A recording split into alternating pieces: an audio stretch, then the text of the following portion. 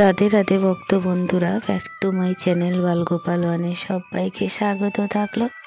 রাধে কৃষ্ণের কৃপায় নিশ্চয়ই সবাই ভালো আছো।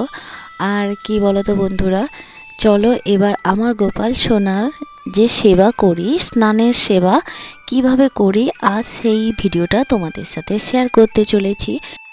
স্নানের জন্য একটা থালি নিয়ে নিলাম, থালিতে কি করলাম, স্বস্তিক চিহ্ন এঁকে নিলাম। তো স্বস্তিক চিহ্ন আঁকার পরে একটা তুলসী পাতা ওতে দিয়ে দিলাম, কেন তুলসী পাতা ছাড়া গোপালের স্নানের সম্পূর্ণ হয় না, তো ওই জন্য তুলসী পাতা একটা দিয়ে দিলাম। আর কিছু গাঁদা ফুল ছিল আমার কাছে, তো ওই গাঁদা ফুল দিয়ে থালিটাকে সাজিয়ে নিলাম। তারপরে আমার গোপাল সোনাকে ওই থালিতে বসিয়ে দিলাম।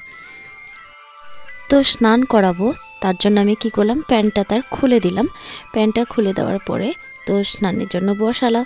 আর একটা ঘটিতে কি করলাম, একটু গঙ্গা জল নিয়ে নিলাম, ওতে জল ছিল তো একটু গঙ্গা জল ওতে দিয়ে দিলাম।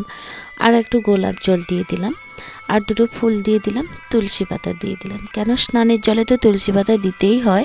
আর একটু ঘি ছিল, তো ওই ঘি দিয়ে আর গোপালের পুরো বডিতে মাখিয়ে দিলাম আমি, আর ভালো করে ম্যাচিস করে দিলাম। তো স্নানের সময় প্রথমে গোপাল সোনার পায়ে জল দিয়ে, দু পায়ে জল দিয়ে তারপরে আমি মাথায় জল দিলাম। ওং নমো ভগবতে বাসুদেবায় নমে নমঃ। স্নানের সময় তো মন্ত্র একটা বলতেই হয়, গোপালকে যখন স্নান করাবে তো মন্ত্র বলতে হয়।